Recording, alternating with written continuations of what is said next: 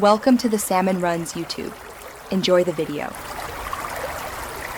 You're beginning activation now. First, confirm which Office edition you purchased and sign in with the Microsoft account linked to it. Once signed in, open any Office app and choose File Account, change Product Key, or Activate Product. Enter the 25-character key carefully. Make sure letters like O and 0 aren't confused. If the key was emailed, copy and paste to avoid mistakes. Once entered, click Next to let Microsoft verify the key and start the activation handshake. Once the key is submitted, Office may ask you to sign in again to link the license to your account. Do that so activation becomes account-based and portable. If you see a device limit notice, decide which device to deactivate in your Microsoft account online. If activation stalls, go to Control Panel or Settings and run Online Repair, then install all Office updates.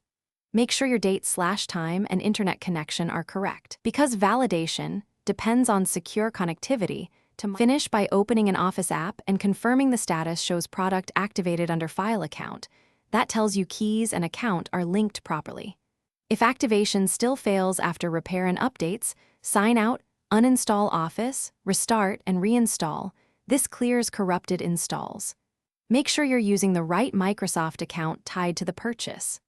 One quick troubleshooting tip: if the key is rejected, check your account's license page for conflicting subscriptions or device limits before contacting Microsoft support for a replacement or lift.